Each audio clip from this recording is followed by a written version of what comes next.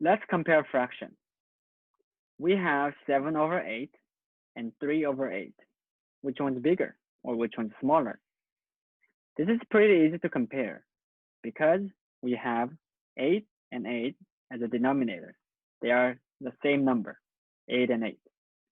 So we simply have to compare the numerator, 7 or 3. And between 7 and 3, 7 is bigger than 3. So 7 over 8 is also bigger than 3 over 8, right? But what if we have two fractions with a different denominator, like this, 5 over 6 and 7 over 10. Now 6 and 10 are different. So we cannot simply look at numerator and say 7 is more than 5, 7 over 10 is bigger. No, we cannot do that because the denominators are different. One is 6 and one is 10. So how do we know which one's bigger? Well, I'm just gonna show you two ways. First is a visual way, okay? And second is more algebraic way, okay? Now first, let's look at this two number lines. And you can use number line for this. You can use any shapes like square, triangle, circle, whatever you prefer, as long as two shapes are same size or same length. So I chose to use the number line. The first number line is divided into 6 different segments, 6 different portions. And second number line divided into 10 different portions because this is gonna be my 5 over 6, and this is gonna be my 7 over 10, okay? So that's why second one is divided into 10 different segments, first one into 6 different segments. Now let's look, 5 out of 6 segments, right? So we start from here, 5 out of 6, so we end right there. So this much area is how big the 5 over 6 is. What about the second one? We start from there and we end at over here, right? That's a 7. So this much area is how big the 7 over 10 is. Now looking at the shaded area, which one is bigger portion? 5 over 6, right? So this is 5 over 6 is bigger than 7 over 10. This is a visual way. Now how do you do this algebraic way, right? So again, we have 5 over 6 and 7 over 10.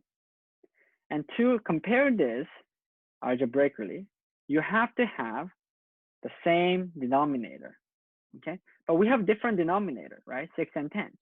This is when we find common denominator by using LCM, least common multiples. Remember how to find least common multiples? This is how we find it, right? 6 and 10. Great L method. You write a L, we'll draw L. What is one number that can divide both 6 and 10? Start with a 2. That's the easiest number. They're both even numbers, so 2 can divide both of them. 6 divided by 2 is 3. 10 divided by 2 is 5. Now you ask again, what is the number that can divide both 3 and 5 besides 1, right? Well, there's no number that can divide both 3 and 5. So we end there. Now to find LCM, you have to multiply all this number, right? The one on the left and the one on the bottom. So that's what? 2 times 3 times 5. 2 times 3 is 6. 6 times 5 is 30. So LCM of 6 and 10 is 30. So to change the denominator, you have to find common denominator, right, of 30 to compare. So what do you have to multiply 6 by to equal to 30? Well, we know 6 times 5 is 30, right? So from here, you have to multiply 5. 6 times 5 is equal to 30 to have a fraction with 30 on the bottom, right? And you have to do the same thing up top, okay? Without a question. So 6 times 5 is equal to 30, and 5 times 5 is equal to 25. So 5 over 6 is same as 25 over 30. What about 7 over 10? For 10 to become 30, what do you need to multiply? Well, 10 times 3 is 30, right? So you have to do the same thing on the top, not change the number. So we have 10 times 3 is 30.